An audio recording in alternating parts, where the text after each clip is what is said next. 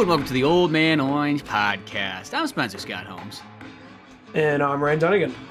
And the last couple of days have just been one of those, all-out, epic battles of computer warfare. And I don't mean that, in a good or fun way. I mean that, those moments when you just gotta battle some virus, and it's like a horrible boss in, an RPG that you just cheats and does all its, terrible tactics and so on. And the worst part is I was doing something kind of nice. I was putting together this, DS little packet thing for somebody, and they wanted me to find them, a Shining Force, fucking translation.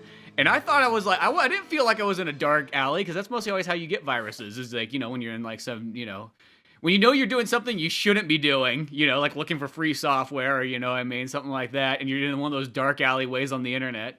And that's mostly how you get a virus. So I was thinking well, this is just a normal forum of video game people here. And look at somebody done a fan translation of a Japanese game that Sega was fuck it. The Americans aren't going to buy that shit. The only thing they stuff down their throats is fucking Sonic the Hedgehog. We'll get to that shit later. But, so I didn't think anything of a Shining Force thing that was just going to fucking explode on my computer the most scariest monster known to mankind. And, it's one of those tough... I just see I never even heard of Shining Force, so I just see some fat hacker just sitting in a chair all by himself, just in the corner, just looking all down. I knew I should have picked something more. I should have picked something more well known. And all of a sudden a blink goes off. He's like the lady in Ghostbusters. We got one. Oh, that was probably totally what it was like, But, yeah, it was just one of those weird ones where it's it wasn't what I was expecting, a fan translation, and then, granted, couldn't tell you what website exactly it was, it just felt like it was just on one of those video game forums, you know what I mean? Not saying that something can't happen, but, I've been downloading ROMs since, the early, or, since the late 90s, and I've always been kind of amazed that I've never really had any problem. So I'm not going to blame this on ROMs, because this is a translation. I know technically it goes with ROMs, but it was a fan translation, so it's a little bit different category. But still, it's one of those ones, just, you know what I mean? I feel like you're getting a virus when you're you know what, I want some fucking free Photoshop. I feel like that's when you know you're going to get a virus, you know what I mean? But free editing software or something. Yeah, I ain't paying fucking $800 for it, Yeah, that's usually when it comes to bite you in the ass. Yeah, it's mostly whenever you do something like that. Not when you're okay, here's some poor bastard who worked the last 2 years to translate a game from Japan on the DS, because old Big Brother Sega wasn't going to do it. So he thought he would step in and do the Lord's work and, bring an RPG to the masses. And lo and behold, well, that's some straight up Predator, get in the van kid type of shit. Because it's a very obscure game. I don't even know what this game is. You never heard of Shining Force? It's been around for years, but it is. I will say it is one of those But it never came to fucking America. Well, the DS one didn't. Some of the other ones did for Sega or Sega Saturn, Sega CD. Sega Genesis, maybe? Okay. Whatever. It's one of those games that's for everybody who played Phantasy Star and kind of wants a little bit more Sega RPG, we got Shining Force here. Crickets. And then there's a long pause. Phantasy Star is an amazing game. Not putting that one down, but that game does kind of get pushed a little bit farther back as far as the RPG. If there's a Mount Rushmore of RPGs, Shining or Phantasy Star probably should be on there, but it's not. It's when they were looking at Mount Rushmore, they're look, we really, really want to put on Roosevelt, but not Teddy Roosevelt, not Teddy. Was Franklin? I can't believe I'm questioning. FDR. You're FDR. Questioning America. We really want to put on We really want to put on FDR, but there is another mountain, Yeah, exactly. Now it has me questioning which ones are on there. It's Jefferson, Lincoln. George, Lincoln, and then Teddy. Teddy, right? Yeah. Yeah, Teddy. Yeah. I know, it's just somebody apparently told me who went there said it's a lot smaller than you'd expect it to be. Anyway, but back to this though. That's a mountain full of freedom. I know a Native American will tell you the exact difference, but I can just imagine some dude who's like Indian, like, you know, just time travel, like all these dirty white men who came in and took everything from me. Oh, I'd like to see a vision of my home where like, the mountain pass where my father would take me and we stare at its beauty. They just got these 4 old white dudes' faces carved into this fucking mountain. And the guy's like, it's okay, guys. You know, Chief, here you go. They'll be watching over you, you know. Presidents always love a good Native American. That's you. Yeah. No need for this fucking fishing net or whatever you hang above your bed, which apparently catches bad dreams. Don't worry. Good old George of US of A will scare the dreams away. Look at him. Look at the size of that face. Isn't that a face? Look at there. I think you should really name your next child after him. That's the American thing to do. Here's a Bible and a pair of blue jeans. Get the fuck out. You're not a dirty commie, are you? I know you're red, but... I will say this here, just we're not big on commie ideals, but you guys have to share this 6-pack between you and the whole tribe. Yeah, well, you guys all got your own 6-pack. Well, yeah, once you pay your taxes, you get whatever you want now. Oh, God. This guy just got... I thought you said he was here to help out, but I really think he just showed up because he wanted to make fun of us and put a giant rock sculpture above us that looks down upon us. So that's his dream catcher. He's like, yep, I go to bed night with a big old smile on my face every single time, knowing that reservation has to look up at the old Mount Rushmore. Every day he just walks out of his TV, stretches out, just looks like, fuck, I forgot.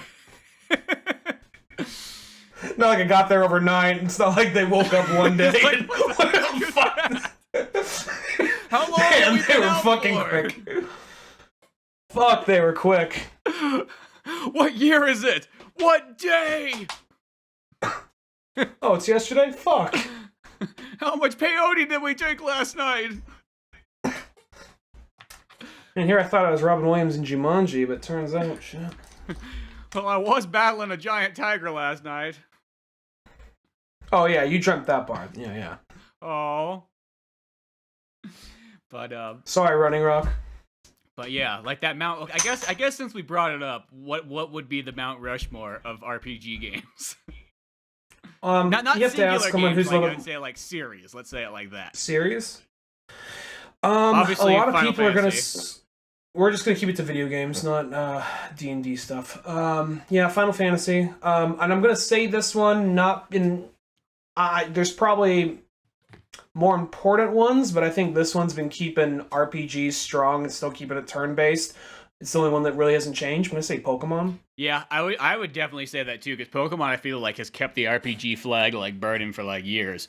By that standard, I probably would say Dragon Quest. And then if we're just doing straight traditional RPGs and nothing like of the action sort, this is the tough one. Where do you go to next? What is one of those other like real big series that still like kind of goes on? It's not like the Flash in the Pan games where they only were around for so many years. I mean, that's kind of like what Phantasy Star, because the Phantasy Star Online's are a completely different game. So, Yeah, you'd have to... I'm not really with somebody who was always into RPG stuff, so I don't know, maybe Chrono Trigger? Maybe just out of... see, Chrono Trigger's like humongous, but it's only one game. That's the only... or 2 games, technically, Chrono Cross, but, And then you got the fan-made versions out there, too. But beyond that, though, that's the only thing that makes that one kind of a tough choice. It's like, can you really put that one up? I mean, there are only 2 of them. And, some kind of like, spiritual successors, Yeah, there's a lot of like stuff like, here's the sequel we wish we had, or the game we wish, like that's that Planet Freedom was, like those Sonic game they wish they had, among other things. Planet Freedom! I really just need like a big old American flag behind that game, I think. Yeah. Well, Sonic was made to appeal to the U.S., and before we said this, and you corrected me, but I actually kind of looked back, I'm like, that is so weird. Like, apparently, Sonic was inspired off Bill Clinton, but then it was like, well, it seems kind of weird because he would have been a congressman, not or a senator, not a congressman. He would have been a senator back at that time, might have been president. But I guess they had enough of an eye on him. I guess maybe they saw him when he was on TV playing the saxophone. Like, that guy. It's either that or like maybe like it kind of like maybe it didn't start off like that day one, but as it kind of like came into like Sonic 2, it's like, oh shit. Who... We'll tell the audience, we'll tell the fans that he loves to play the saxophone, chili dogs, and loves blowjobs. Exactly. Oh, he's all American right there. Slap a Toby Keith shirt on that guy. No, you know what I like about the new Smash Brothers though is Mario has an all-American suit on. You got Uncle Sam Mario, which makes me wonder if I buy this game in Europe, do I still get all-American Mario? It might be there. They just might have like switched it out for like, or do you get like European Union or something. You get like that? German Mario, or do you get like Swedish Mario, or do you get like Italian Mario or something like that? Like I just kind of wonder if I buy this in another country, do I get a different Mario? Maybe, but that is kind of one of those things. I think they're like, fuck no, it's goddamn American Mario right there. Wouldn't surprise me if they just stuck to the American Mario thing, just because I think. I mean, I know video. There's obviously fans of video games in Europe, but I don't think they're as big as they are as here in Japan. Well, and the one thing we have learned throughout time is that, not to put down any Europeans, but they have, like, kind of poo-pooed Nintendo throughout the years a little bit more than other places. Just saying. Yeah, listening to different podcasts set in the UK, a lot of times I hear them like not so excited when it comes to Nintendo stuff. So. Yeah, and I mean, I just remember just growing up, you'd read in the magazines like the sales were always very low for Nintendo stuff. Like they were always like full on PlayStation and not really Nintendo and not as much Xbox.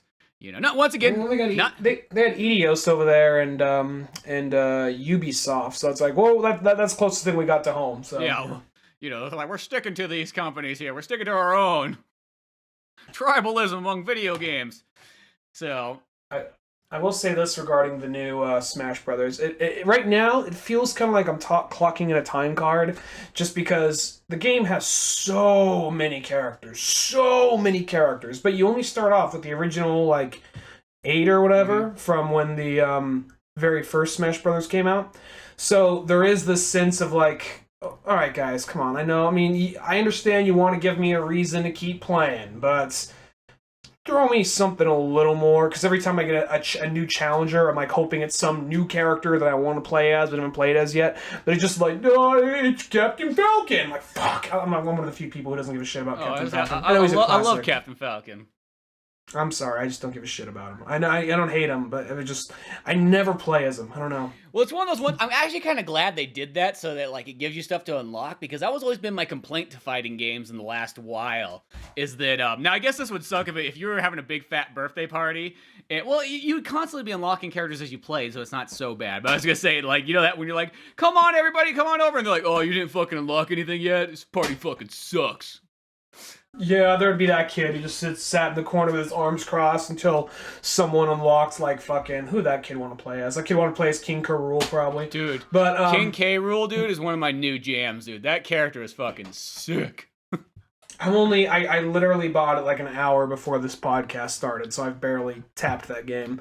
And, dude, but the new characters in the game that so far, the only 2 new characters I've gotten so far is a King K. Rool and the Inkling one, and both those characters are like awesome. I'm really excited about the Piranha Plant character. That's the one of all of them. Like the Piranha Plant, that sounds like such a weird choice, but I'm curious. Well, make sure you register your game so you can get it. Is that how you get it? You can't unlock that? No, one? that comes out like next month or February. There's a notice that popped up on like the Switch that explained it. But you know how to register your games, right? Yeah. There's a little code that comes in all the shit. No, that's the old school way. You go into the game's menu. You press like the start or select button. I can't remember over the game and the thing, and then at the bottom there's the My Nintendo rewards, and then you click activate there, and then you just hook that up to your My Nintendo account, and then you get your points, and then you get that character. And thank you. That is a public service announcement for everyone right there. Well, some people might not know that. You know what I mean? That wasn't me being a smartass. I was literally thinking, no, that's a good point. I didn't know about that. Yeah, it's one of those ones. It's kind of like a sort of hidden feature. Because in the olden days, you used to pop the codes in. Because I also remember, too, because, as poor children growing up, you could only had so many Nintendo games. So to get more My Nintendo points, or Rewards Club, whatever the heck it was called back in the day, you went to Blockbuster and you wrote down manually the games you didn't have, and you took those codes home and you registered them online. Like you're in the fucking Flintstones. Exactly, and that's how you get your free copy of Zelda: The Four Swords the Zelda 4-pack for GameCube. Something I wonder if any Blockbuster employees ever got like fucking keen onto that. Like, what the fuck's that kid doing with a notepad staring at that game? We probably looked very shystery because we'd open up the case and you'd pull the booklet out the back and you'd have like one buddy like reading a fucking number off while the other ones like putting the code down. Hell, they just talked about like scams going on with gift cards where people go into the store and they write down the gift card numbers. And probably this day and age, they probably just take a picture of it. They probably don't manually fucking write it down on paper.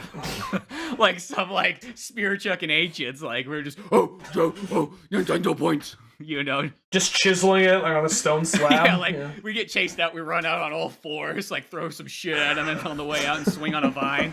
Just in midtown, there's just a vine hanging there for us. But no, like they were, taking the codes, and then I guess you just wait till somebody buys the gift card, and they're not going to give it away till Christmas, right? So then you just go and spend that money right now. And I'm like, this sounds kind of like my Nintendo kind of idea, except for I felt like the My Nintendo one, there was no like casualties involved in it. You know what I mean? We were just doing our due diligence by, the games we couldn't afford, because, you can only get so many games as a kid. And, we're going to Blockbuster, and Blockbuster was an evil entity, so we didn't feel like we were doing any harm. Yeah, Blockbuster got what they deserve. Oh, yeah.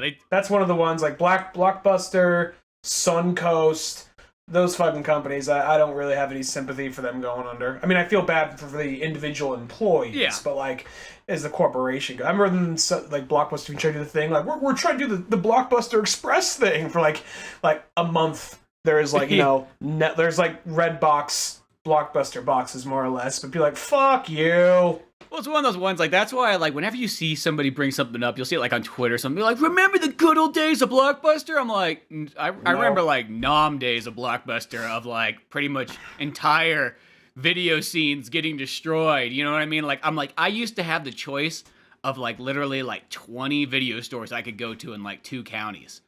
Then Blockbuster came, and I only got, like, one choice. If I was lucky, there might be that one random-ass one that's far enough away from a Blockbuster to survive, but it killed so many mom-and-pop businesses that it only got what it deserved in the long run. Now, granted, at this moment, if there was still a Blockbuster around, I would kind of like, once it was the only one left, I mean, you kind of have to accept to be like, well, I guess it's better than nothing. You know what I mean, at the end of the day. And then now that they're all kind of gone, you're like, shit, now there's literally nothing. Well, I remember when I was a kid, it was one of those things where my brother dropped the wrong movie off to the wrong Blockbuster. Yeah. And so this massive late fee just racked up. And like, oh yeah, you are, this movie's very overdue. Like, what movie is it? 6 days, 7 nights. Like, all right, well. What's that, 6 days, 7 nights overdue? Wasn't even that. It was like maybe like, well, maybe, yeah, it was that. Probably that. Like maybe like a week or something like that. A little over a week. It was like, actually, by this point, it was like a month due or something. And she's like, yeah, you owe us $240. My mom's like, she would never really swear in front of me when I was a kid. She's like, get the fuck out of here. She said to the cashier, like, yeah, it's $240 for, like, I'll pay for the movie. I'll just buy the movie. I'm not paying, I even like that movie. I'm not paying $240 for a fucking VHS. Well, that's what I mean. It's like, that's so ridiculous. It's like one of the ones, like, I can see if, like, it should just max out at, like, whatever a brand new version is. If it's, like, $20, like, that's like, the most amount of late fees you can get. It's, like, $20, or what have you. You know what I mean? If this was a different timeline, I could see it'd be some fucked up shit, like the Blockbuster Mafia people coming in. Like, hey, so, hey, it's Uncle Vito from Blockbuster, just coming to see, your parents home, little girl? Your parents home? Hey! Well, your mother's going away for a long time. Pay off her debts. Yeah. So, little Ryan, you ain't gonna see her no more. That's okay. Don't bring me into this shit. Don't bring me into this shit. Well, you're the one at the Blockbuster there. Your mother got thrown under the bus because of your brother. She's the one that counts underneath. That's who they go after. You know this. I can just see some shit. Like, we're going to Mexico.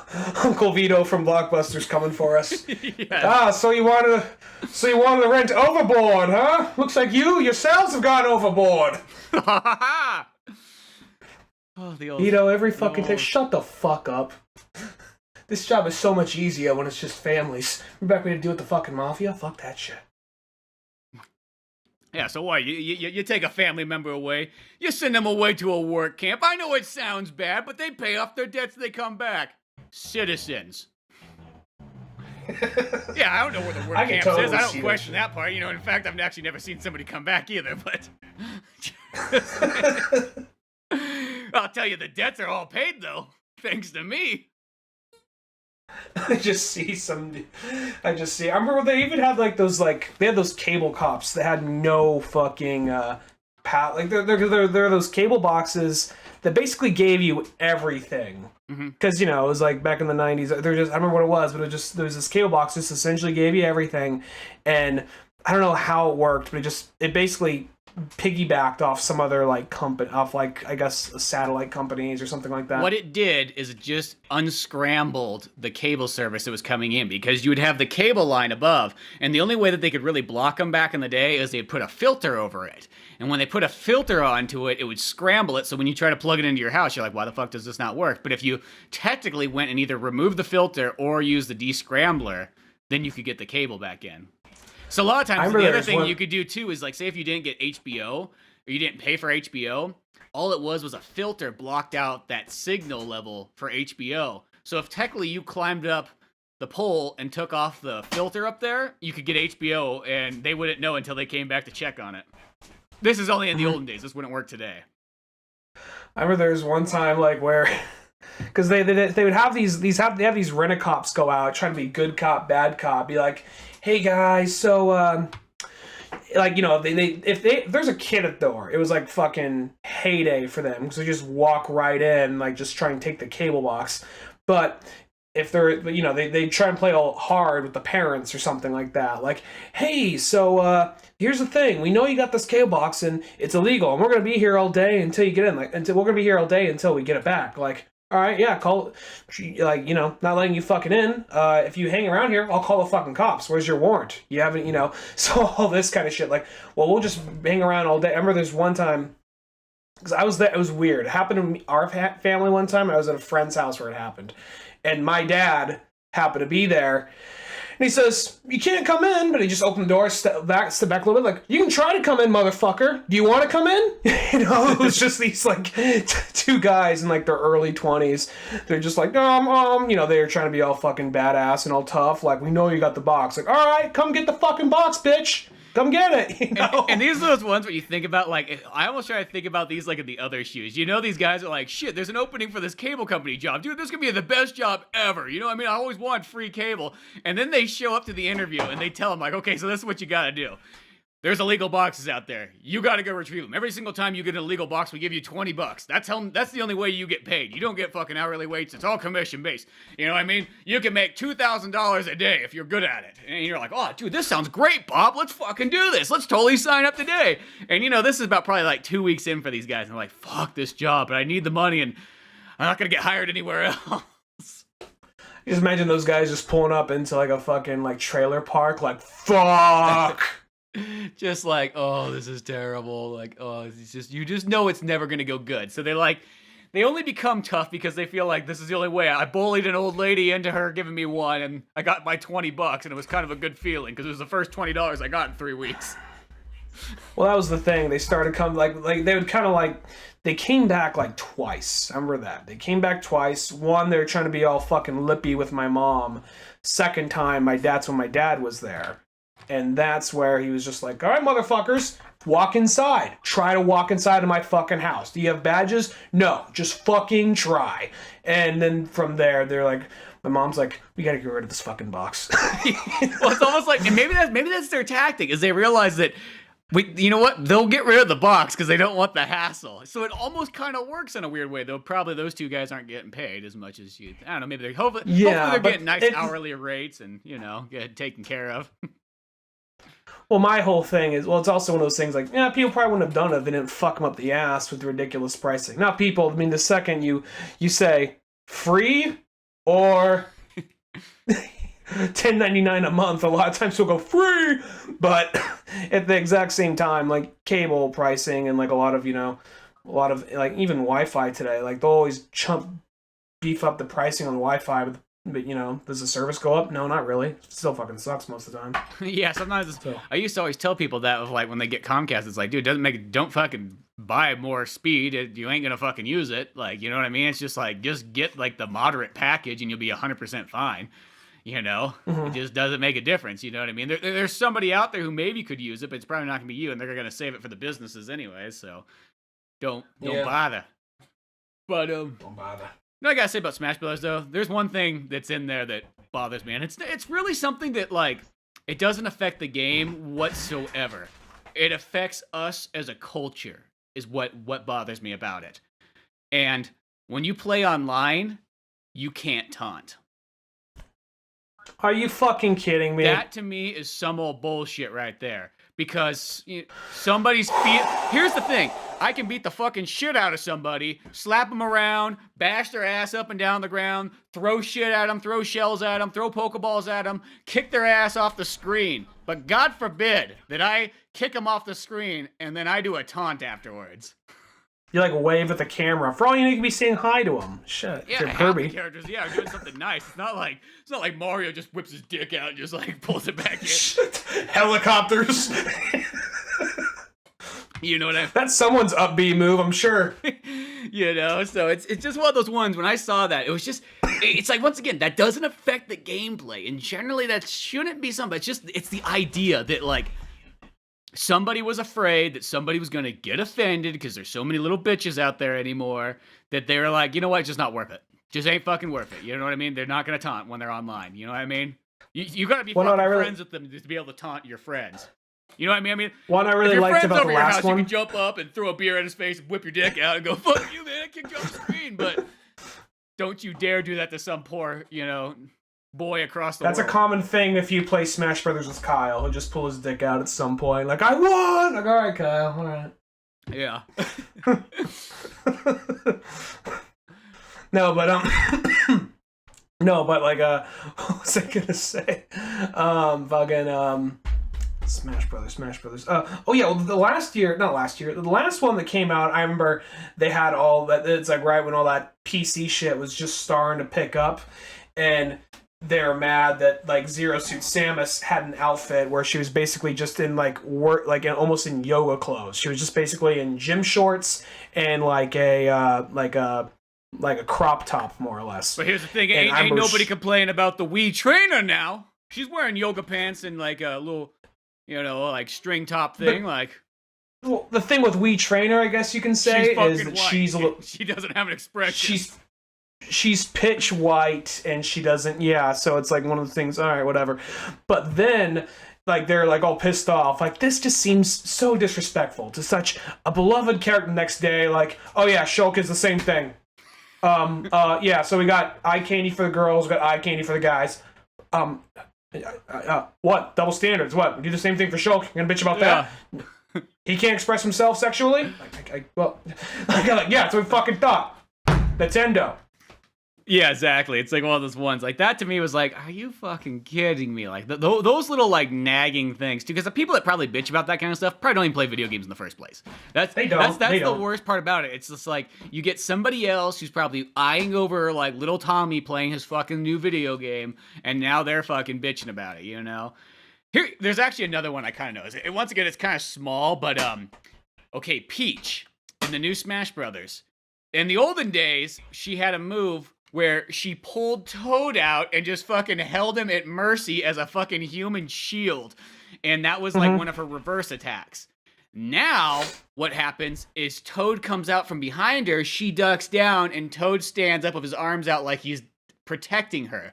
Now, I know this is like kind of like a small complaint, but it's just like one of those ones like, are you... A blonde Aryan woman using a servant as a body shield? Well, I don't care. That's the fucking move. Get used to it. You know what I mean? Like, I'm sorry. I thought this was America. I saw America Mario in there. I thought this was America. Just saying.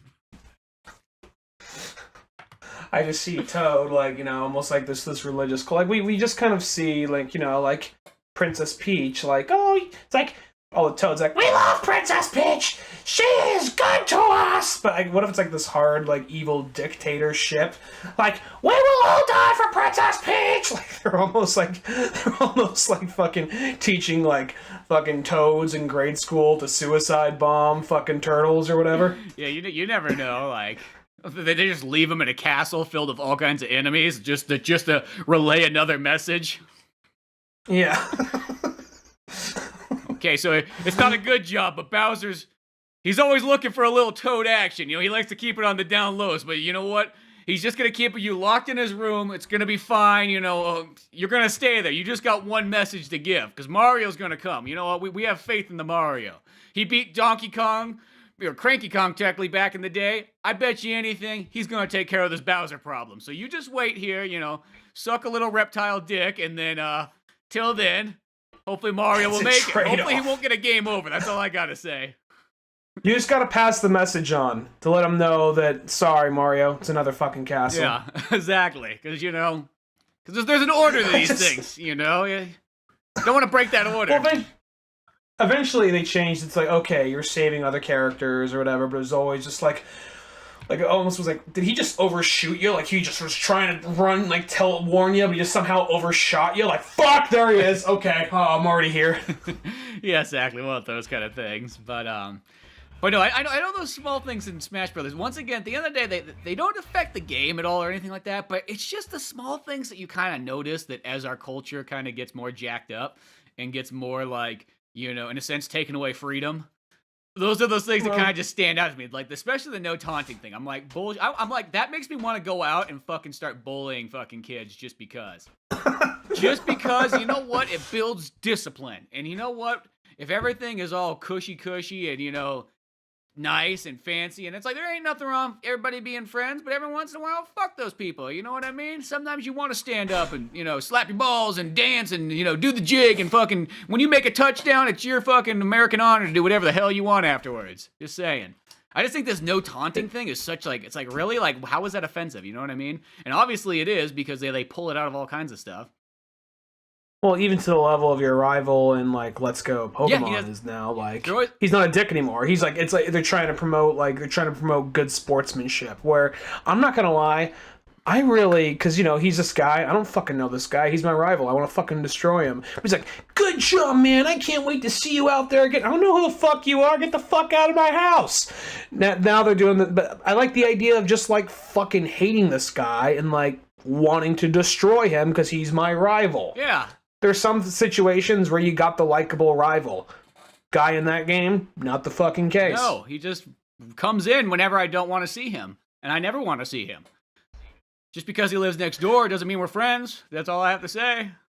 I think every kid, not every kid, but a lot of kids, I think you would have those friends where you both mutually either disliked each other or were like, he's okay, but we just hang out just because he has a 64, I have a PlayStation, you know, one of those things. You know what? Like, I think there's something to be said about one of those mutual friends that you both know you dislike each other, but you're totally content with it. It's okay. I think there's something to be said about that Kyle Cartman relationship. Yeah, exactly. I think there's something to be said about that kind of stuff. Maybe it's just like our 90s upbringing, and when I just see this kind of stuff, it just makes me sort of like angry because it's like, no. It's like sometimes there's something to be said about taunts. And there's something to be said about almost like disliking. And, you know, it's like you don't always have to pick sides and you don't have to, you know, but there should be at least a little bit of friendly competition / there should be people that you fucking dislike and fuck them. I mean, like, the way I always think is like, I hate the good sportsmanship. I mean, I remember in the 90s, that was like that was the most dirtiest word you could possibly say. Good sportsmanship was like, fuck that.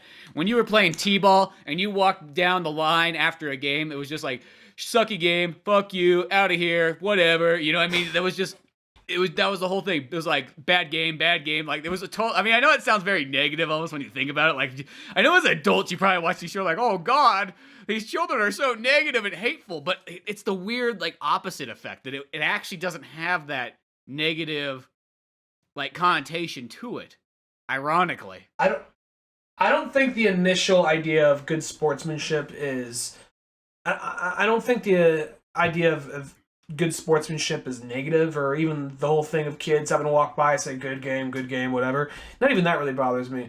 It's more of just when they try to take away any semblance of bullying or no. Well, I mean, all right, don't get me wrong. I was bullied a lot as a kid, and I didn't. And look at the way you turned out. See it. It built discipline and character. Not sure that's the best. I'm not sure I'm the best example of what you should look up to. But that being said, I mean, I was bullied a lot as a kid, but at the exact same time, I feel like in some way, not saying you got to go through that to build some fucking character, but at the exact same time, the idea of like patting because eventually something's gonna kick you in the fucking gut. Mm-hmm. And not saying that, you know, kids should be bullied or kids need to be bullied, but at some point they are. And just to, like, pad everything to a level where you're, like, easily to where, you know, when something offensive does happen, you're like, you can't handle it. You know what I mean? Like, the idea of, like, just the level of, like, you can't taunt in a video game is dumb. Now, maybe, like you said, maybe if it was one of those things where Pikachu's like, death to the Jews! Like, okay, all right, maybe that's a problem.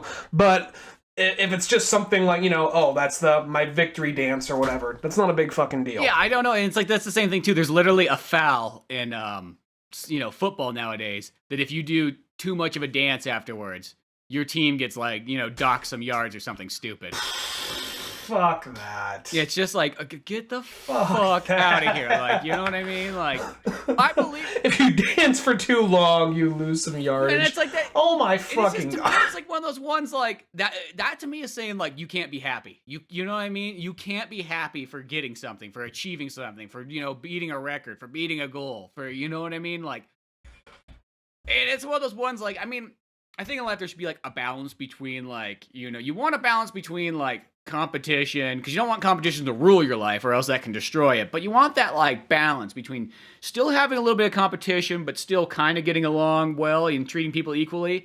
But if you have too much in one or the other, then you start getting problems, and the problem is they're going too much onto like, you know, the side that's not the competition side. And I feel like that, I don't know, I just feel like that takes away from a bit. And I don't know, here's an example. I'm going to use this from another video game reference, and I think I mentioned before on the podcast, but it comes back around perfectly. Now, granted, most people would throw this statement out because it comes from a character that's a child abuser and a racist. But beyond that, the character of BJ Blazkowicz, his father in Wolfenstein 2, the last one that kind of came out, there was like a cut scene or whatever, and it kind of shows that like, you know, BJ's mom's kind of like protecting him from like, you know, the horrors of the world and so on, and, you know, keeping him safe and keeping him nice. But the dad's like, you know, just a hard-edged father, you know, probably like World War I style kind of guy. And there's a part where, like, you know, you come running home as a kid, and it's like a cutscene, you're, like, crying and shit. And you talk about, like, oh, the knife you gave me, Dad, some, you know, kids at school beat me up, and, you know, that they took it or whatever. And the dad's like, he just gets his rant. He's like, what the fuck did you let him take it for? That's your property. You never let somebody take what is yours. Now you go out there and you don't come back home until you get back what is yours. And there almost is something to be said about that. That's very hard-edged parenting. But the idea, it's just like, sometimes there's going to be jerks out there. You know what I mean? And what are you going to do? Are you going to let them stomp on you? Or are you going to stand up and fight the power? Yeah, maybe that character's not the best example. Well, he's not the best example because he's also like the one, you've got your goddamn Jew mother and, oh, the black kids next door, blah, blah, blah, you know what I mean? Like, so, but beyond that, though, that's the thing, though, is that's the problem we have with nowadays, is people, they take something like, they'll take somebody and they'll be like, oh, well, they have a singular problem, like, so no matter what they say, they're 100% bad. And it's like, no, I think you should always take things as a pro and con list. Because even bad people might have good ideas every once in a while. Like, the perfect example, I use that father idea. I like the idea of, like, no, sometimes you do got to go back out and get what's yours. You know what I mean? You can't just let those people do it.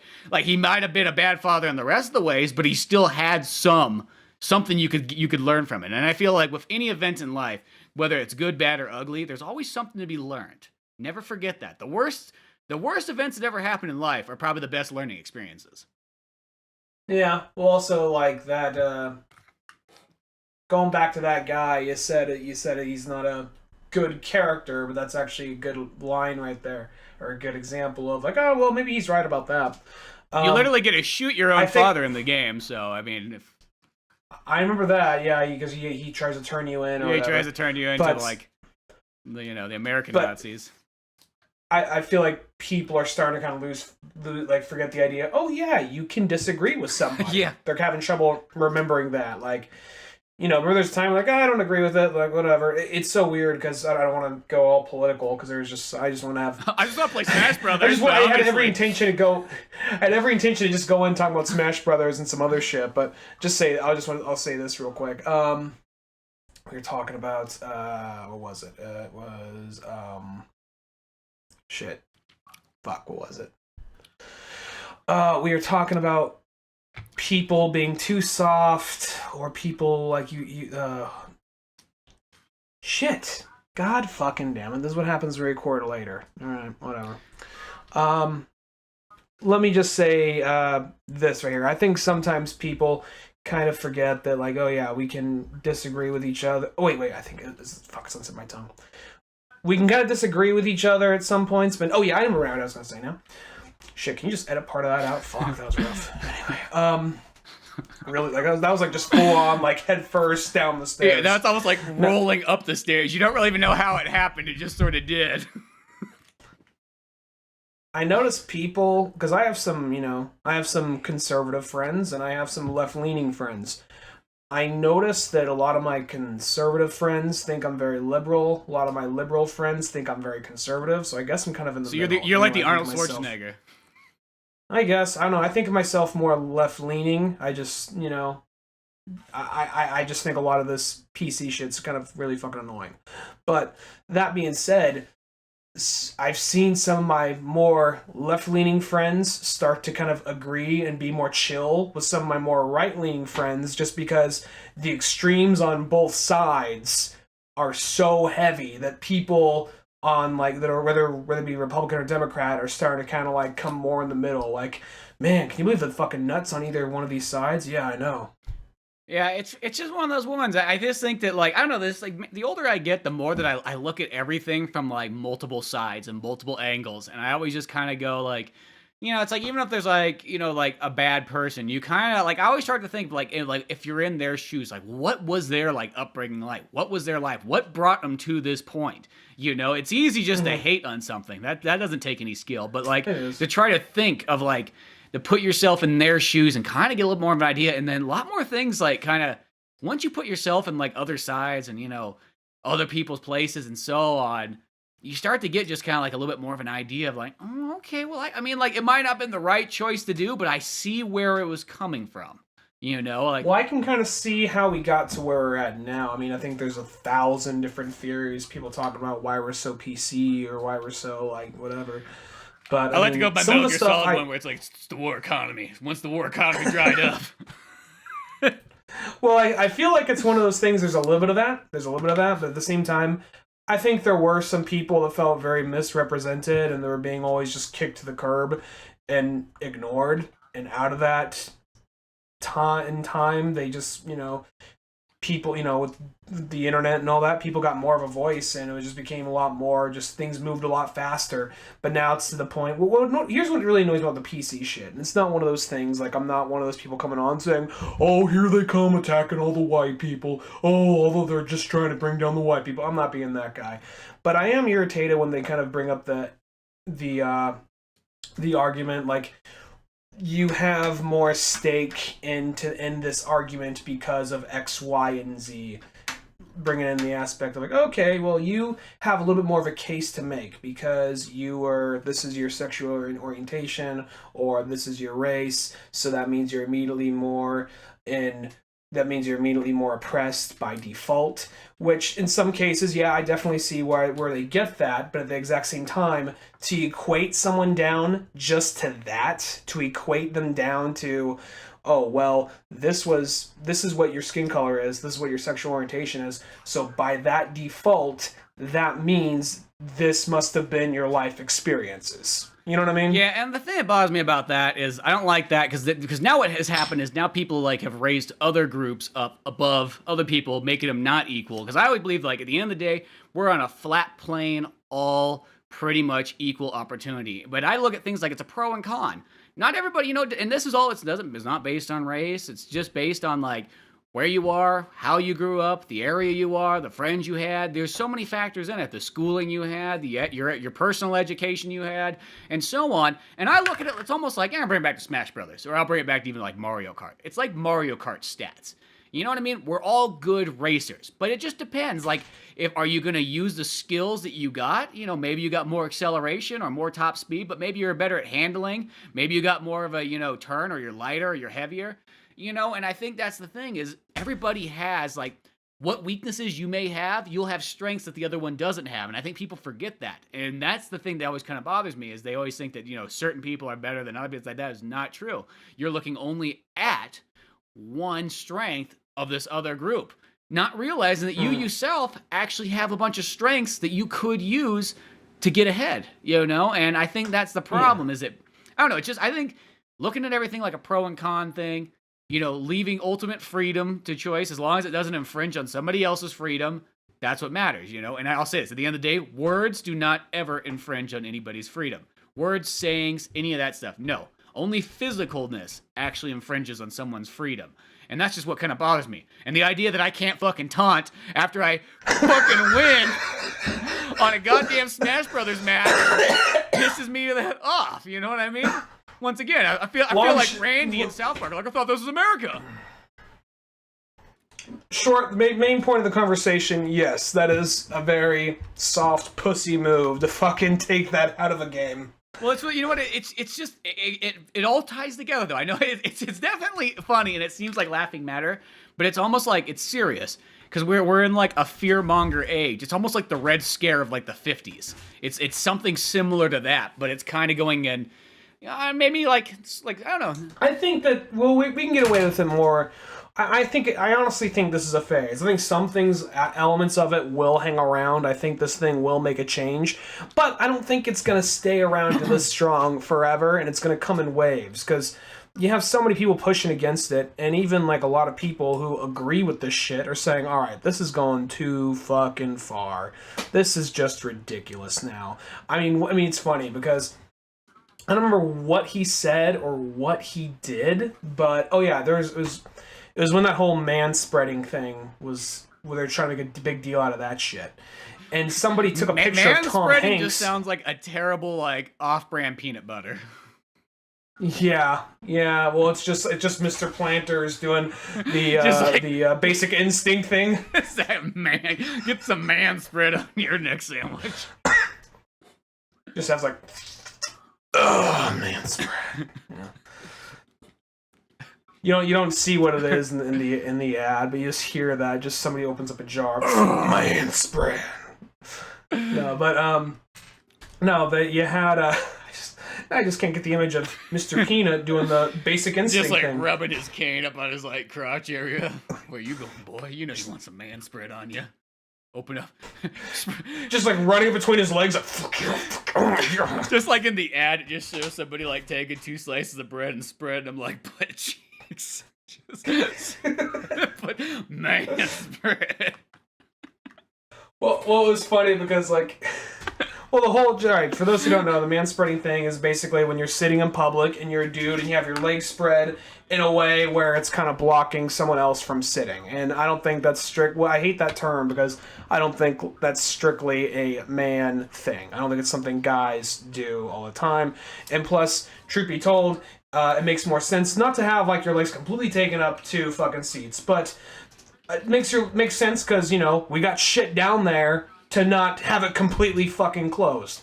So anyway, that being said, somebody like a fucking creeper took a picture of Tom Hanks, like take a public transit, and he's all incognito and all that, and posted it. And then he was like on a morning show the next day, and you know, it's Tom Hanks. Everybody fucking loves Tom Hanks. Yeah, except for this guy. Everybody loves Tom Hanks. Maybe there's like some Reddit somewhere which is like, no, here's him like beating up old people or something like that, or here's him like strangling kittens in their sleep. But those kittens deserved it. That's all I know. I question it. Yeah, I'm like, well, what'd that kitten do? That kitten scratched Tom Hanks? Yeah. Maybe it pissed on his shoes. I don't know. Yeah. So, but anyway, So, and he just, and it's fucking Tom Hanks. And he's just like, he's on like some morning show, like, somebody said like, they're coming after you about this manspreading thing. Like, oh yeah, that. What do you have to say? I'm like, get over it!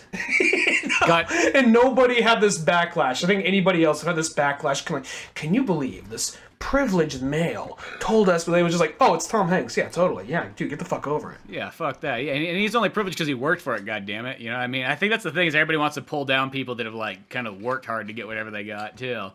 But it's just one of those ones at the end of the day, it's like, see, I didn't even hear about that thing. And that's the whole... That's like from a long time ago. This is like from a year ago. But I remember when that whole manspreading thing was happening, they tried to peg it on Tom Hanks. And first off, okay, that's a fucking creeper move. Take a picture of a dude, like, doing the spread thing.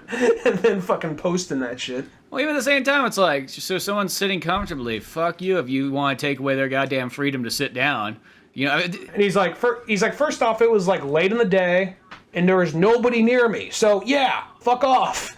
It's just this is the problem is that there's just too many people that they squander their freedom is what happens. They're looking for something to point out. Like they're looking to be like, teacher. Yeah. Did you see what Billy did? Like what? Total the fucking thing too snitch. is like back in the olden days, you would have taken care of those kids. You know what I mean? Because somebody either first you would have said something. Mostly it doesn't start with violence right away. But if those fuckheads didn't learn their lesson, well, somebody might have had to rough them up in the playground later on. But believe me, they probably learned their goddamn lesson and they got some discipline out of it. Yeah, and like nowadays I just kids feel like kids would get around like I think Polly's about to squeal. They almost go like straight fucking gangster. Well, that's how it was. Like, it sounds weird. It feels like almost without even noticing it. Because it's like, really, when you're a kid, like, how many mafia movies did you watch by that point? Probably not that many. That kind of came as you became more maybe a teenager and so on. But, like, children almost... It happened naturally. Have, like, you would make deals. You make like, big... mobster mentality. I know I did as a kid. It was like, you never squeal to the yard duty. You squeal to the yard duty, you're worthless. You're taken out. No one trusts you anymore. You got no stability in this gang.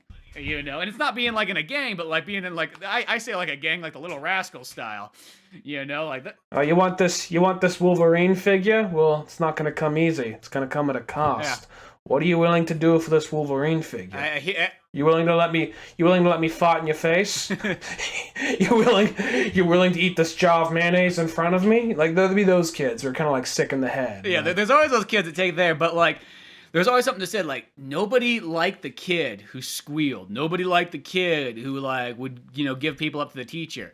You know what I mean? And so on. But I think nowadays, I think it's different. I think those kids have a lot more power than they used to. Because we live in such an anti-bullying, abuse, jokes, that I think it kind of fucks things up. Because I think every once in a while, at the end of the day, every once in a while, somebody needs to be taken out back and slapped around a bit. I'm sorry, it's just some people don't listen to words.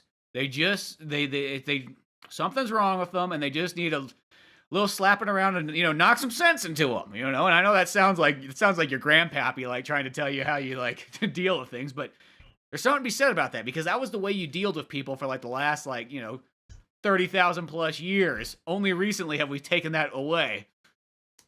Well, I think in Canada, I don't know if this is true, but I think there's like some counties where it's just like, all right, let the boys fight it out. Once one of them starts to give up, that's when it's over, okay? All right, that's when we'll intervene. When he starts to give up and he starts to attack him again, that's when we step in. But let the boys be boys. Duke it out. Yeah. Well, I always thought that's almost like in a school ground. A good idea is to actually have a literal like instead of like keeping them like after school or in the parking lot or anything like that, is to go like, hey, if you literally have a problem with somebody, little Tommy, little Billy, you get over here. You put the fucking gloves on. You go in the ring. First one down. There you go. It's fucking settled. After that, no more fighting. Like if you kind of treated fighting as a discipline, like it should be, like martial arts and everything like that, I think that it would provide more stronger, stable characters. We wouldn't have these people that can bitch about a guy manspreading. You know what I mean? These people that bitch about manspreading obviously got away with being fucking losers their whole lives and didn't get the proper discipline, didn't get the proper education, and now they're squandering their American freedom on the wrong place. Instead, where they could be doing something, helping out, fixing the community, putting things together, inventing shit. You know what I mean? Not these people. These people are ruining America.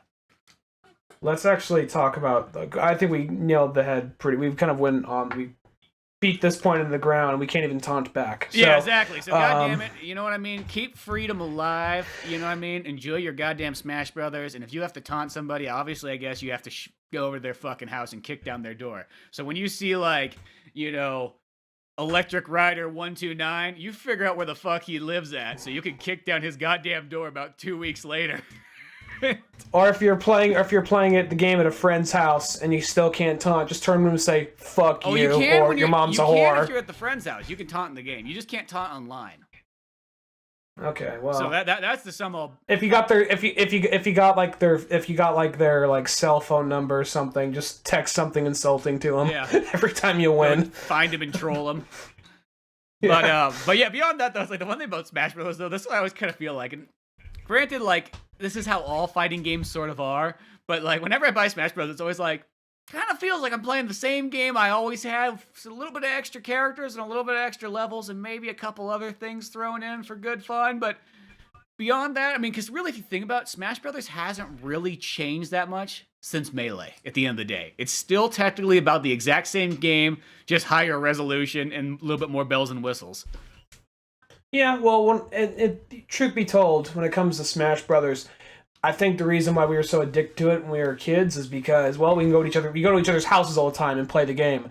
And even though online's a thing, I don't know, Nintendo's never really cut on online all that well. I'm sure you can do online here, but I don't know. Something fun about just going to your friend's house and just playing Smash Brothers about that, but it's much more of an environment kind of game. I don't know, there's something about that game that is so much fun when there's 4 people all in the room talking shit playing that game than, just some random stranger online. Maybe that's something I've never really grown accustomed to, but something about that game, it's just really, I don't know. So I think that's the reason why Brawl, I never really, even though I liked Brawl and I had fun playing Brawl, you didn't have anybody to play with that time period as much. Not as much, because that's when you and Cisco were living in San Francisco, and I was still in Sonora at that point. And now it's I never got a Wii U, and now I'm living in San Francisco. You're in Sonora, so I don't know. It's just one. I mean, I'm still gonna play the game. I'll say this: the whole only starting off with 8 characters and working your way up. That's gonna give me a reason to play it for a while. At the exact same time, though, I will say I wish we started off with more characters, just because. There's some characters I really want to play as, and that means I got to play as characters I don't really like to play as that much, and I get the idea. They want you to get better at the game. But at the same time, it's alright, now I got to fucking unlock this character. I got to beat it with who, I don't know. Well, the thing, though, is the characters unlock super fucking easy in the game, so it's not... They do. Anytime you go in a round, it's at least every other round that you pretty much get somebody. So the ups, and you don't have to fucking win. You can lose, and you can still, get a character, which, I don't know. Sometimes, I do have kind of a problem about that every once in a while, too. It's the Mario Odyssey thing. We're oh, you died, but if you pay us some money, you can keep playing right in the middle of this round. Yeah, exactly. Those weird kind of things there, but so I mean, at least there's that, and I'm glad that they because my last kind of complaint to the Super Smash Bros. 4 was I felt single player wise they kind of it didn't have as much stuff to do in there. The classic mode wasn't that good, and so on. There's no adventure mode. And this one they put an adventure mode back in there, so I'm glad they did that, because that's what I thought was always cool about 3 is I thought 3 had a bunch of neat features in it for the single player. Had the story mode. Can I be 100% honest about the adventure mode? And I barely started it, but can I be 100% honest about it? I get the whole thing about... You don't like starting out as Kirby? So... that's fine. That's fine. It's made by the guy who created Kirby, so it's fitting. Here's the thing. They call it an adventure mode, and they do the whole, Infinity War thing by killing off just about everybody at the very beginning, with the exception of Kirby. But... I guess it's just one of those things where it's just you try to say it's a story, but it's all just this random, I don't know, just the real randomized. You gotta fight Metal Sonic with a jetpack. Now you gotta fight Mario, but he's a different color, and he has an Eevee fighting by him or whatever. That weird random shit like that, it's just alright, it just seems more weird random challenges you're throwing at me. There seems to be barely a story there. So it's one of those things I guess I don't I'm not expecting a deep, heavy story for Smash Brothers, but at the exact same time, I guess if you're going to try and tease a story mode, then maybe have it resemble a little bit more of a story mode. I do like in the one-player thing, each character has their own designated kind of like theme for each of classic mode. They all have their own particular theme. Like, you know, Fox is primarily fighting science fiction characters. Pikachu fights strictly Pokemon. Well, that's kind of good because when you play as I was like, because I hadn't played that mode yet, so I was kind of hoping. Because I remember, like in Smash Brothers 4, it was kind of like the classic mode just felt kind of half-assed, you know. When you play as Kirby, he has everybody starts at 35% health, but there's like food everywhere. So the first couple seconds of the fight, you're just running around trying to get all the food from your opponent. And once again, a lot more Kirby-centric characters. Not all of them, but a lot of them. See, and then I was played it as Link, and at the end you fight Ganon, and it's not just a simple slash Ganon. You have to fight him you have to jump behind him, slash his tail a couple of times. Oh, see, that's pretty cool. So okay, that's kind of nice. Yeah. They've done stuff there because that was, as I said, that was like the last Smash Brothers. Granted, as far as mostly whatever the newest Smash Brothers is, as far as like having your friends over and playing it, it's mostly always the best one. At the end of the day, if there's one Smash Brothers you're gonna choose, it's the newest one. But as far as it kind of goes with all the bells and whistles stuff, I've always felt that that last Smash Brothers was just not as good as I felt like 3 and Melee had much more things to do for the single player. So it seems like this one's got a little bit more. Yeah, the story mode is kind of like, I wish it was just kind of like, I like the way that it was in number 3, because it was almost like a platforming game that you played, and then it turned into sort of like fighting at this, as time went on. And that still had kind of like little cutscenes that kind of progress the story. It was still kind of random, shit you do. But at the exact same time, so far what I've played, and maybe that eventually does happen, but it just seems to be kind of like match after match, and just finding weird reasons to have like, oh, it's Metal Sonic. Oh, it's not really Metal Sonic. It's Metal Sonic it's Sonic with the metal, with the metal cap, and he has a backpack. Okay, or a jetpack or whatever, Yeah, exactly. One of those kind of things. So I don't know. Hopefully, like that comes together a little bit more, because I kind of did that too. I played like 10 rounds of it. And I'm like, oh, if this is all it is, that's yeah. And this isn't a huge complaint right here, but it's also every so often they'll do some little thing that totally like fucks you because you're just so used to the last one. Because I was playing Mario first in classic mode, and I actually I was running at Bowser to do like a smash. But do like you just do like one of the forward A smash attacks, and they change his animation to where he kind of jumps in the air and swings in the air and kind of goes a little higher. So it's not like he's just running straight and does it. He kind of hops in the air sort of like immediately, like what the fuck! I go right over him into like off the fucking cliff. I noticed Link does that too with his sword, and I thought that was kind of like, oh, it kind of threw me. It's not the worst thing. It's something just to get used to. It's not once you know it's but there. But you kind of like, oh, that's kind of. Okay, it's a little... Once you throw it there and then you have to waste 100 coins, yeah, but it's not really the end of the world. But no, don't take it as me totally bitch, because I probably don't want to sound like some fat talking neckbeard into a webcam on YouTube. Like, this game was a major disappointment. Oh, no, dude, the game's literally at the end of the day, it's pretty much a perfect game. You can't really bitch about anything in it. It's awesome.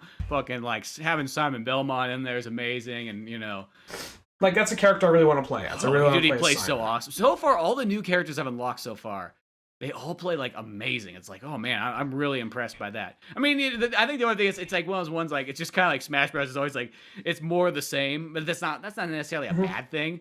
But it is kind of, when you own them all, like, here's the thing. I guess if you kind of, like, skip some, like, generations of Smash Brothers, they would probably seem really amazing. It's kind of like skipping, like, generations of, like, software. Like, if you kind of go a couple of years without updating, like, your Sony Vegas or something like that, and then you update it, it's like, holy shit, look at all these new features in here and so on. I bet you that'd be, like, how it felt. Like if you went from like Melee to like this one, it'd be like, oh god, it would be a huge jump. Well, plus on the last, I'll say this, the last one, I never played it on Wii U, but I had it for the 3DS, and there are just some control things you never got used to in that one, just because like, I'm not used to because they're just well, want to save. What's the really awesome thing though, because this is something I wish it was on the Wii U and they never implemented this feature, but they did it 100% in the Switch, and this is pure amazing. Is the fact that the GameCube controller can play with any of your Switch games just about. I'm like, dude. Awesome. And the nice thing too, it's like okay, I got like 6 GameCube controllers. So now I never have to worry about buying any extra controllers unless I guess want to play Mario Party or something like that. For like my Switch, I can literally, if I want to play Mario Kart, we could play them all with GameCube controllers. We could play Smash Bros. With it. You could play all the classic games with it. I'm like, dude, that is so awesome. And you could play Zelda with it if you wanted to and so on. It's like, it treats it sort of like a pro controller, but like then you get like, I'm like, that's so amazing. It's like, I'm kind of like one of those ones like, and I think about those things like that, like Nintendo, if they always want to make some little bit of extra cash, they could pretty much make adapters like that and just start selling brand new controllers of like regular Nintendo and Super Nintendo and all kinds of things and just have them be like, here. Wait, it's actually an adapter? It's not like a brand new controller they have? No, it's the same adapter for the Wii U, but it works on the Switch as well, and I could just plug my GameCube controllers into it. Oh shit! I had no idea about that because I have like 3 GameCube controllers over here. Well, yeah, just you could buy it for like $20, the adapter. Fuck, I'm doing that. I'm definitely. And then you get to use I don't need to buy that Smash. Then you get to use a GameCube controller, and then you can use that GameCube controller on all kinds of other stuff. Like, dude, I got super excited because once I saw that, and I saw that Resident Evil's coming out, like they're putting Resident Evil 1 and 0 on the Switch, I was like, dude, I've been looking for a PS4 GameCube adapter because that's the only thing that kind of it's just not the same without the GameCube controller playing Resident Evil. And it's like, knowing it's on there, it's like, hell yeah, I'll buy that game over a third time. Well, that's good to know. All right, cool. Well, gotta keep my eye out for that adapter. Yeah, so grab one of those adapters. They were hard as hell to get, like when they came out for the Wii U, but now they're like hotcakes everywhere. But so well worth having it just for the fact that like you instantaneously filled up all your controller spaces. Something we should actually mention. It's gonna go back into like kind of like maybe not overly downer. Not by any means a downer conversation, but more of like, oh, what the fuck, dude. I sent you that picture because apparently I think we should mention this because this has been a very video game centric episode, along with PC culture shit. But I think we should mention this because especially since it's a franchise, we talk a lot about it on the show. So they just revealed the poster for the Sonic movie, the first teaser poster for it, and I sent that picture to you, and fuck, that thing looks rough. Well, it's funny because I always made the joke like, you know what, I want my Sonic the Hedgehog, I want a guy in a suit running down the fucking hill and everything like that. And you send me this picture, I'm like, there's the Sonic the Hedgehog in the suit picture right there. It literally looks like the mascot for like the Sega team on like NFL 2K or something like that. And if your Sega team had Sonic as the mascot, that's what he would look like right there. Well, it just looks so bad because it looks like they're trying to give him like, it looks like they're trying to make sense of it, which we talked about this, I don't know if it was the last episode or episode before last, but it was like, sometimes just embrace the ridiculousness and then make up for it with good characterization and funny writing in something like this, you know? And fuck, I mean, it's only a silhouette and you see him kind of like lit up in some part. You can't really see his face entirely, but it's just this picture of, you know, just this black picture of this black background with like a silhouette of Sonic. But it looks like some fan art shit because he has like some big ass fucking calves as a runner, so you know there had to be some team, some fucking group from Cal Arts that were brought in for production design that were like, well, you know what, we grew up, well, no, we didn't actually grow up watching Sonic. I played it once or twice, but you know, I think we gotta make sense of it all. We gotta find a way to make sense of a blue hedgehog that runs really fast. Like if he was to run really fast, he would look physique, right? He would have a strong upper body. He would have long legs. He would have like good, thick, meaty calves. Like, are you describing what you think he would look, or are you describing what you want to fuck? Well, that's the weird part about it, is it literally just looks like it looks like some furry shit. That's exactly, because it doesn't look like Sonic the Hedgehog. It just looks like a guy who like went out and got like a spray-on fur coat and then just put a Sonic the Hedgehog like mask over his head and just bent down in like the sprinter's position and just had a thing to like. And I love how it just says like from the producers of Fast and the Furious. Of course, it's from the producers of Fast and the Furious. It's like we've already done the car thing. What's the next fastest thing? Sonic the Hedgehog. Foot thing. Well, it's like, it's one of those things, like, I'm not gonna lie. Who knows? Who knows? This doesn't mean the movie's gonna suck. It doesn't mean anything, but it's like I mean, who knows? Maybe this matches the aesthetic. I'm gonna say if they're trying to make Sonic look realistic, I'm assuming Robotnik's robots or whatever, they're probably look very Transformer-ish more than likely. So they're probably trying to fit something that meets that. I don't know. It's one of those things where I don't know. It's like it's too much to say if it's going to be good or bad, and you already got people rolling their eyes. I will say this: it went from being one of those things I felt very neutral on. Like, we'll see when the movie comes out. If it's bad, I won't be angry, and I'm not angry now. But I just look at that, I'm just kind of more laughing. Like, really? That's what you guys fucking did? Okay. It's just like, I don't know. It's so funny how people. It's just so weird that like you can be in a position where you have all this like money to blow and to do all kinds of stuff. And you can make such terrible decisions at the end of the day. It's just so weird to think about. Like, you know what I mean? Like, I think as well as a fan, you just sit there. It's like, why don't... I mean, it sounds like the easiest thing, but obviously there must be some reason why it's not. But it's just like, you know, that goes with any superhero thing or anything like that. It's like, why don't you just grab, like, a super fan and have them be the fucking, like... Or just grab one of the people that make... You know, like, for Sonic the Hedgehog, why don't you grab one of those, like, the Archie comics or, like, the new IDW comics? IDW, yeah. You know, grab one of those bastards... And, like, have them be there and be like, yo, yay or nay. You know what I mean? Like, every single time you do something, ask those guys yay or nay. And, like, literally give them, like, a high vote. Like, you know what I mean? Like, if they say no, then you ain't fucking doing it. I'd say just get fucking Tyson Hess. He's a big artist he was a big artist on the Archie Sonic comics, and then he's the current one on IDW, one of them. And he also did, like, the opening for Sonic Mania, and he did that little... mini series that was all basically no talking. It wasn't like in a pretentious artsy kind of way. They didn't talk. It was just more of like you can still tell what was going on. They all still had their own defined personalities. But I'd almost be fine with a Sonic movie, like a little hour and 20-minute Sonic movie where they don't eat with little 2D hour and a half Sonic movie where they don't even fucking talk. You know, like. Don't even, you know, I mean, I think, because I just saw that thing, like, oh, it can be done. And you could probably tell a more interesting, more in-depth story with an hour and 20 minutes, probably. I think you can still do that even without talking. Yeah, it's one of those ones. I don't know why it is. It's just something about, like, big movie producers. I think they just hate the idea of bringing in, like, I think, because once again, anybody who's in comics or video games, I think has just always been looked down upon. I don't know why it is, and it's still... I think probably even books, I bet you, are looked down upon, too. Because I bet you, like, oh, the author's here to explain what he thinks he knows about how a movie is made. You know what I mean? I think there's always just that attitude that, you know, that almost like people below you are kind of like the chump change. And it's just like, no. How about you just actually take the author? You actually take the comic book writer and artist. You actually take the video game creators and let them have, like, full say. And I bet you would be guaranteed you'd always have a hit film or, you know, whatever you want, you know, at the end of the day. You know, I mean, I know we've said it so many times before, but it's like one of those ones, if you want to make the perfect Batman movie, you would grab Greg Capullo and Scott Snyder, and you'd have them be the writer and director on your thing. That's what you would do. Mm-hmm. You would just put them in charge there, because here's the thing, everybody else who's working for the movie, they can do the rest of the jobs. You know what I mean? They know how all that other stuff works. The movie will be made. You just have these guys here to literally give you the perfect script and to direct it in the perfect way, you know? And it's just like, but there's that weird, I don't know what it is. It's just that kind of thing like, well, let me tell you there, Sonny, these are comic book people, you know? They're like overgrown children. They don't know what they're doing. They get lucky once in a while and make some sales, but they don't got real job, you know, and I don't know why that stigma still has not gone away.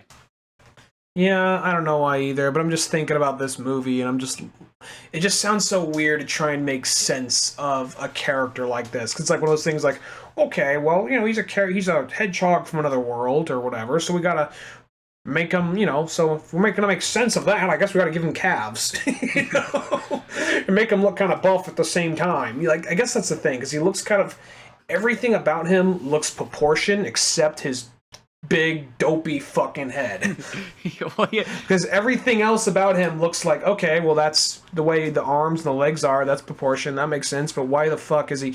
Because it really looks like just a dude in the suit. And that's what it was going to be at the end of the day. Then, okay, let's just see what fucking happens. But I'm still kind of like, let's see what fucking happens. Oh, but yeah. I mean, like... It just looks so rough. Like, at the end of the day, I would rather have something than nothing, just like we said. You know, ties back to Blockbuster. At the end of the day, it's better to have something than to have nothing, but still. I thought he was just going to look like how he does in the games, but just with more textures. Like, all right, you'd see like some fur, some quills kind of like sticking off the edge of the tips of his spikes or something like that, and I assume to be something kind of like that, you know, just Sonic the way we expect him to look, just with more texture, but they're full on going like God knows what. I mean, we haven't seen his fucking face yet, but you kind of look, you see what looks like maybe part of his eye sticking out, like, so it looks like, okay, they're not giving him the one eye thing, they're actually giving him two individual eyes, and the spread, the what would be the white of his eye is more just like part of his face or something like that. Yeah, we'll just see what they do there. It's just one of those ones like, sometimes I wonder when they put these things together, it's like, do you want to have like a legitimately good movie? Because you think it's one of those ones like, it's just weird. It's like, do you guys just not watch other people's movies? And like, do you ever realize that like when the movie's pretty much not close, you know, at least like, I'll say like 75% accurate, they generally don't do that good. Just saying, you know. Well, I'm also just thinking like, think about this thing in particular, like, all right, well, what do people recognize most about Sonic? It's his image. It's the way he looks. I don't think that he's lasted as long as he has because all the games have been good, because they haven't.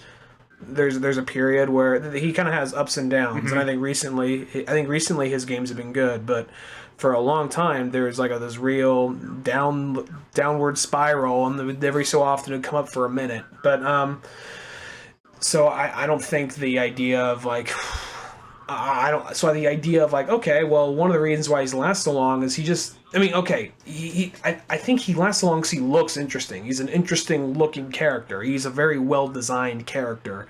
So something about that stands out to people. So when you change that thing that's probably made him stay around so long, it just looks so fucking goofy. Yeah, I don't know. It's just that weird thing that sometimes, like, when you got something iconic, you kind of want to keep the iconicness. Don't take that away, really, you know? And you could say what you will about him being a big corporate tool, but at the same exact time, he was like, what's the word I'm looking for?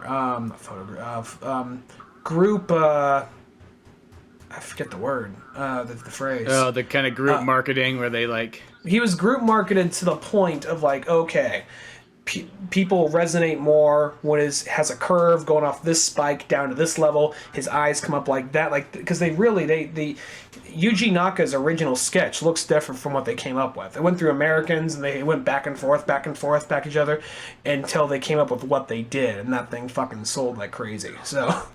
Yeah, I mean, it does make sense, though, because Sonic the Hedgehog is one of those designs, like, that's just badass. Like, I mean, Sonic the Hedgehog's the kind of design that you could spray paint Sonic running real fast on the side of your car, and ain't nobody gonna say anything about that. You probably would still get, like, you know, dads coming up being like, oh, that's pretty cool right there. Oh, you got flames coming out and everything? Oh, I kind of like this hot rod. You know what I mean? Like, that's how... Is that Felix the cat?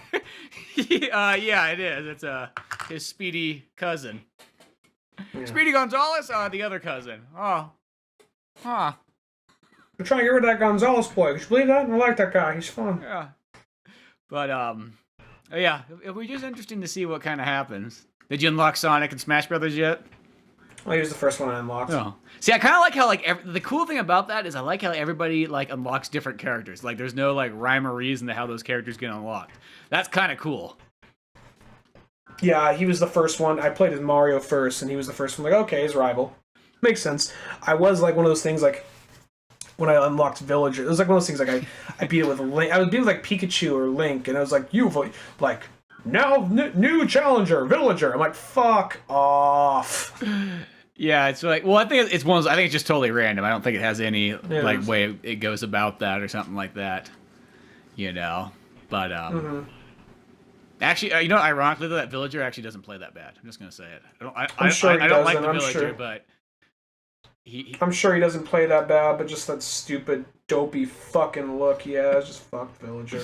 I don't give a shit about Animal Crossing. I never did, and I never will. That's what you look like. I'm too old to go back and play that game now. Maybe if I was a kid, I probably would have. I mean, I'm sure it's a fun game, but there's some games you're just like, all right, my time has passed. I didn't grow up with that game, so I can't go back and play this really kiddie, goofy-looking game. I grew up playing Pokemon, so I don't feel weird going back and playing a remake of that. But, you know... Well, that was like Animal Crossing, because it came out when we were, like, in high school, and they had the first US version for GameCube, and it was like, I just remember it was like, no, fuck no, I'm not getting caught near that game. You know what I mean? It's like, that's what one's like, as much as I love Nintendo and so on, it's like, no, I'll be going to play some Grand Theft Auto or, you know, some Metal Gear Solid right now. Like, no Animal Crossing. And also, I remember the other one too was like, it's like, you know, I got Harvest Moon. I don't need your Animal Crossing. Wannabe Harvest Moon. Unless you can go Grand Theft Auto with it. Oh yeah, if you go Grand Theft Auto and like fucking like take down Tom Nook, maybe. But that game just to me, it's like I've never really played Animal Crossing, and I don't want to put it down because obviously somebody out there's like, dude, that's my favorite fucking game ever. Fuck you. But I don't know. I think it's like because it just reminds me. It's kind of like almost like Nintendo's version of The Sims. I guess the best way to kind of say it, like one of those kind of games where you really don't do anything in it. It's like, you know, if you play it for like a day or two, well, that's one thing. But if like you're playing that game like fucking weeks on end, and it's like. And you're decorating your house and building a fucking quilt. You know, it's kind of... I just like the idea, because the whole thing with the game is, when they say come back tomorrow, they mean literally come back tomorrow. So the idea of, like, eventually you got to put this game down. So when you turn it on for the first time in years, it's like this apocalyptic wasteland, like, he has returned. Yeah, exactly, like one of those ones, but, yeah, I don't know what to say about that one. It's just one of those games. As I said, like probably if I was 10 years old and I would have played it, I probably would have enjoyed it because a 10-year-old would have been like, oh, this is kind of cool. But even at that age though, like you know, when in '99 when Sims came out, I remember being like, as a child, after about 3 hardcore days of playing The Sims, I was like, yo, you gotta like not this is totally not going anywhere. Like, what are you doing with your life? You know, like I was able to have like total like. Stand back, you know, an out-of-body experience and going like, yo, you gotta be, if you're gonna play games, you gotta play a real video game. Well, even with The Sims, it's kind of like, all right, we can make them fuck, we can make them kill each other, we're done now. I know. Well, as a kid, that's all you're looking for. Once I threw the biggest party in town and then, you know, lit fireworks off inside my house and watched everybody burn to death and die, I kind of felt like I, like, mastered The Sims in a sense. Like, I felt like I did everything. Once you do the shit where you lock the doors in, it's like set up like a house fire in the kitchen, then okay, yeah, we're done with the game now. I get it. That the coolest thing that could happen just happened. Yeah, or it's like I love doing the thing too where like you would like have just a house with just like 8 children, and then like you lock them so they can't get to the bus and everything like that. So it's just a bunch of like heathenistic children like running around eating pizzas and like trash everywhere. Just like feeding them fish heads in the fucking attic. Yeah, I mean, there's like. That's the thing about The Sims. It's like, not saying it's not fun, but it's one of those ones, like, I feel like if you spend more than about 3 days playing, if you spend more than a weekend playing that game, it's kind of like, okay, you probably should be, you know, doing something a little bit progressive, you know what I mean? You know, I never really played it that much. I watched people over the shoulder. I'm like, try this, try that. Okay, I'm done. It was one of those games that, like, I played like the living daylights out of it for about, like, one night, and it was by, like, the next day I was like, oh, it only took me like one good night, and I was like, "Yeah, you really gotta be doing something else. Like, come on, there's real video games to play. Go get some Final Fantasy 8 or 9 or something like that. Like, man, what the hell are you doing here? Like, but yeah, well, isn't it so weird that Sims overtook SimCity like in popularity? Shit, they like barely even release SimCities anymore. And here's the thing: at least SimCity, like, there's some education in those games. You know, The Sims is just more one of those ones you're literally doing the exact same thing that you could be doing in real life. You know, Well, at the same time, and now, like in something like The Sims, now it's like, oh, I got character creation nearly every other video game now, so now I can just make whatever character I want and just go, like, do whatever I want, so what's the point? Yeah, I will give it credit for that, because, I mean, in 99, that was kind of cool, being able to, like, you could be like, oh, dude, look, I could create my old family here, or I can create my video game family, or I could create, you know, this and that, or, you know, somebody like, I could create the woman of my dreams that I always wanted. Yeah. I think that's what 90% of kids like, did. Probably like little kids. Cindy, you will be mine. Like just like some kid just in there on his computer, just putting together like the perfect like assembling the girl from his like second period biology class. Yeah, exactly.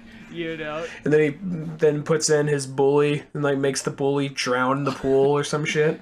God, I bet you that probably would be kind of scary if you could just like pull up like just weird, creepy kids fucking sim files.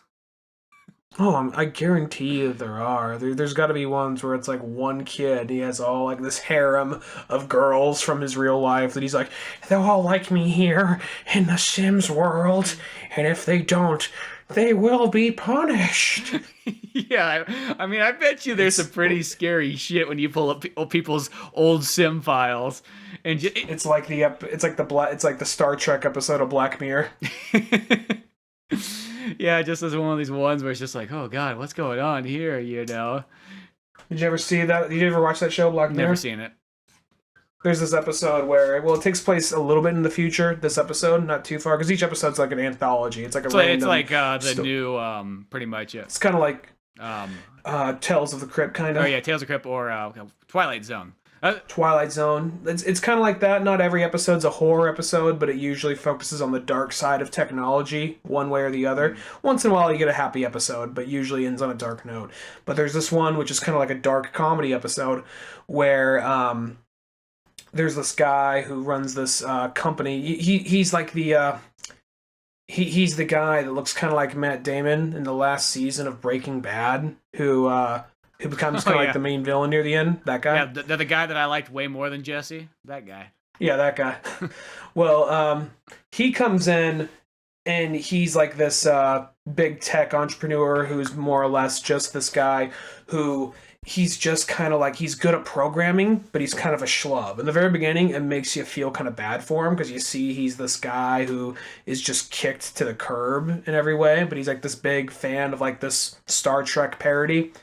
And as it goes on, there's this girl that he kind of likes, and he goes and he like gets like some coffee, she like drinks out of like a coffee cup, and then she takes the cup, takes DNA off it, and then puts it into a computer, and then it creates a AI version of her, and then in there's this whole this whole video game world of people from his work in the Star Trek thing, but they're their own AI. They have like the memories of what that person has up to that point, but they're just like unaware, like, oh my god, this is a digital version of me, and like they can't die. They can't die. So someone can get shot out into space and just basically be in pain for the rest of their life because they cannot die there.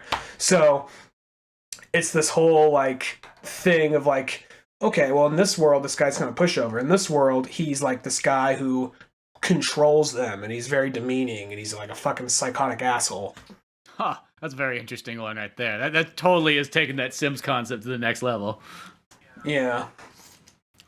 But that's how it is. I bet you there's just tons of those kind of files out there in those kind of games and so on. Just like that would be almost like an interesting show, as if you could just pull people's old save files and just like try to like break them down like some kind of like mystery show of like who these people are and so on. I feel like that would be slightly interesting in a weird way. And it's like a documentary show by the guy who did Grizzly Man. Yeah, just like as we look into his save file of The Sims, we learn his inner darkest secrets of who Jason really was. You would think that Maria here would actually be the girl in 4th period, but actually it was his 2nd grade teacher. That's who he has here, is this Maria, as we've tracked her down in the Yardley yearbook. You know, just like one of those ones like where you get deep invested. I bet you people would watch that shit. Apparently this woman here was based off his yard duty in the 5th grade. I always thought that kid was fucking stupid. Yeah, just yard duty. It looks like typical yard duty, like just kind of manly looking lady, sunglasses on and everything like that. Kind of like very overweight, because that's always how yard duties were. I'm like, how are they ever going to catch a kid?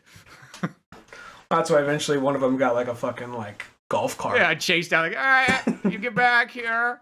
Where you go? That's like at high school. They eventually gave him a golf cart. So like it was like a lady who would walk around. She had some kind of fucking foot problem. That eventually just like, here's a golf cart so you can get around. Like, oh, she just gave up on walking. Like she wouldn't even enter classroom. She's like, you're safe now. She get in the classroom, just roll away. Yeah, it was kind of like anything indoors was home base. Like, it was almost kind of like fucking Maximum Overdrive, just kind of circling around the classroom till. Well, the worst part too is like her leg healed, still kept the golf cart, so somebody's tax dollars were at work there.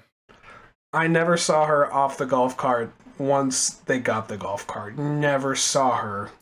I see the golf cart in the distance, some watching with binoculars, but...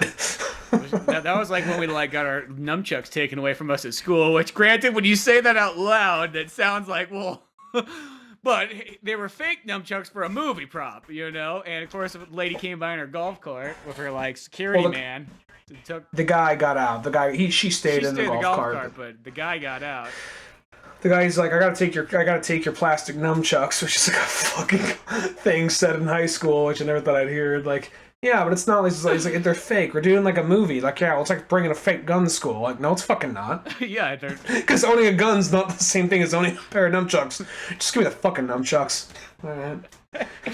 That was like one of those, like, I'm not even gonna argue this one. Just give it the fucking nunchucks. Like, you know what I mean? Like, you're not gonna win this. Nobody here is gonna win. This is totally where like everyone loses. And to give you an idea of what this dude looks like, imagine PC Principal from South Park. Oh, he was totally PC Principal from South Park. Well, except he didn't have like the PC attitude, but like he had that look though in that build. Well, the whole joke on PC Principal is like he is totally a bully, but he bullies people about PC shit. Yep. And I think that's what's always hilarious about that. That's why he's one of my favorite fucking characters, I think. Yeah, no, I think that's one of those ones where it's like that character took over. I'm like, yep, I'm totally fine with that. That character is awesome the whole way through. Mm-hmm. But that's probably a good place to wrap it all up with our old Smash Brothers and Sonic the Hedgehog memories and how freedom isn't as free as it always needs to be. Will be one day. We'll be one day. Like the Red Scare, it will go away at some point, and we'll be back to good old 90s freedom where you can start making fun of people again and choosing sides and, you know, having attitude and being awesome, you know, and everybody's equal but in their own special ways. But till those points, check out oldmanorange.com for more comics, podcasts, music, animations, and more. I'm Spencer Scott Holmes. And I'm Ryan Dunnigan. We'll see you some other time. Later, folks. Thanks again for listening to the Old Man Orange podcast. Sure, check out oldmanorange.com for more podcasts, cartoons, music, animation, and a whole lot more. We also have the Old Man Orange blog going with all kinds of fun stuff. If you easily want to support the show, use one of our Amazon links either on the website or in the description of the podcast below. Rate, review, and subscribe to the show either on Podbean, iTunes, Spotify, YouTube, Newgrounds, or anywhere else that you seem to get this podcast from. Grab the sitcom-styled comic book Pizza Boys on either Comix Central, Comixology, or Amazon. Want more podcasts? Check out the Indie Comics Club over at Comix Central.